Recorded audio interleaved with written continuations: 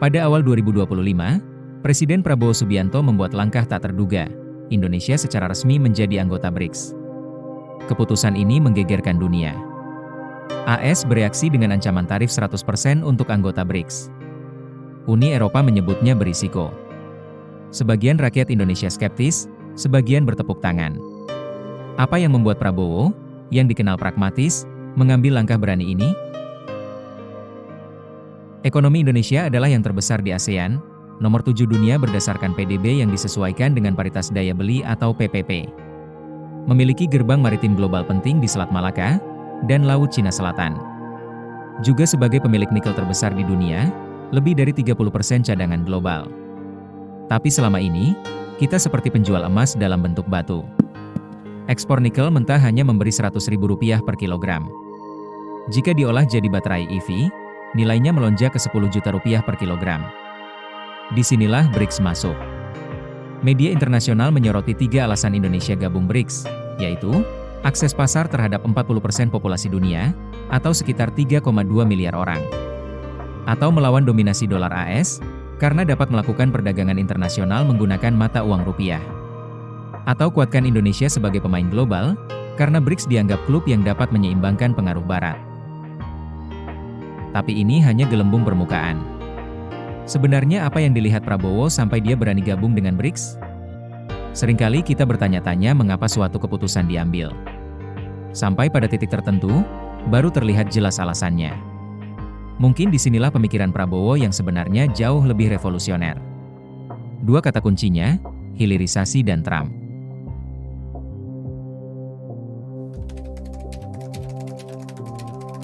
Prabowo bukan sedang main politik, dia sedang membangun pabrik masa depan Indonesia. Pandangannya jauh ke depan. Menciptakan kondisi di mana Indonesia dapat menjadi maju dengan hilirisasi nikel. Indonesia memiliki cadangan nikel terbesar di dunia, komponen penting dalam baterai kendaraan listrik. Ketika dunia beralih ke energi terbarukan, permintaan nikel meroket. Menjadi anggota BRICS, Indonesia dapat memposisikan dirinya sebagai pemain kunci dalam supply chain kendaraan listrik global, bermitra dengan negara-negara seperti Tiongkok sebagai pemimpin dalam produksi mobil EV, dan India sebagai pasar kendaraan listrik yang berkembang pesat. Dengan BRICS, Indonesia punya 3 senjata rahasia. 1. Cina, produsen EV terbesar dunia. Butuh nikel murah.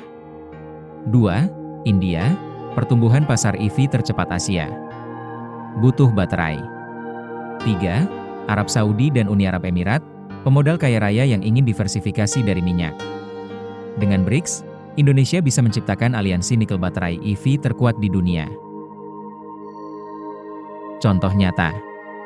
Hyundai, BYD, LG dan CATL sudah mulai bangun pabrik baterai di Karawang dan Batang. Pabrik EV murah bisa lahir di Bekasi, Subang atau Kalimantan dan semua dikontrol Indonesia. Hilirisasi total, dari tambang ke showroom, semua di dalam negeri. Menko Luhut Panjaitan sudah memulai gerakan ini tapi dengan BRICS, skalanya bisa 10 kali lipat.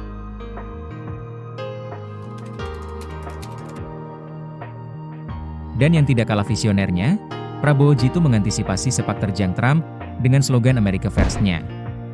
Yang kemudian diwujudkan dalam kebijakan perdagangan internasional, terutama perang tarifnya.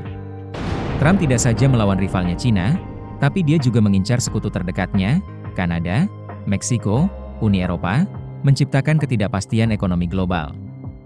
Dan yang lebih gila, semua negara yang mencatat surplus perdagangan dengan AS, juga menjadi sasaran Trump. Indonesia kebetulan adalah salah satu dari 20 negara, yang mencatat surplus perdagangan dengan Paman Sam. Jadi Indonesia akan terkena dampak war game Trump. Produk Indonesia seperti kelapa sawit, hasil laut, baterai, garmen atau sepatu akan berpotensi menjadi lebih mahal di Amerika. Rantai pasok mengalami disrupsi, harga komoditas mengalami volatilitas dan jumlah ekspor Indonesia ke AS berpotensi menurun. Tapi, seperti yang dikatakan Sri Mulyani, untunglah Indonesia sudah bergabung dalam klub BRICS, maka Indonesia dapat memperkuat blok-blok ekonomi global di luar AS, seperti ASEAN, dan sekarang BRICS. Sehingga terdapat fleksibilitas untuk manuver di luar pasar Amerika dengan lebih leluasa.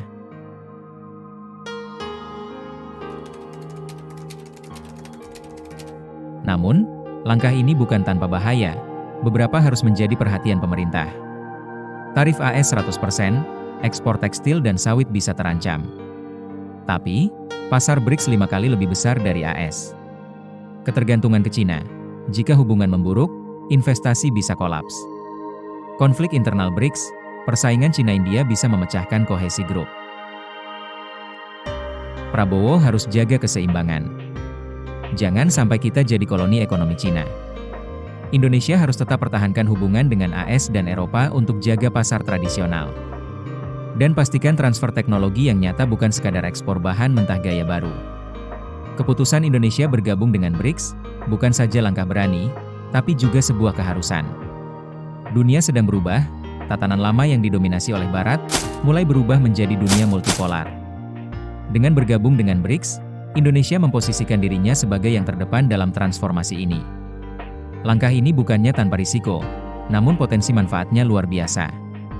Hal ini akan mengubah perekonomian Indonesia dan mengamankan peran dominan di pasar energi hijau global senilai $10 triliun pada tahun 2030. Ini adalah tiket Indonesia untuk menjadi negara berpendapatan tinggi pada tahun 2045. Tapi ini bagai berjalan di atas tali. Satu kesalahan, konsekuensinya besar. Jika dijalankan dengan benar dan hati-hati, langkah Prabowo ini akan dikenang sebagai titik balik kebangkitan Indonesia. Bagaimana menurut Anda? Apakah langkah Indonesia bergabung dengan BRICS lebih banyak untung daripada mudaratnya? Silahkan share komen Anda pada kolom di bawah ini. Terima kasih telah menonton channel kami. Jika Anda menyukai konten seperti ini, bantu kami klik like, share dengan yang lain, dan jangan lupa klik subscribe.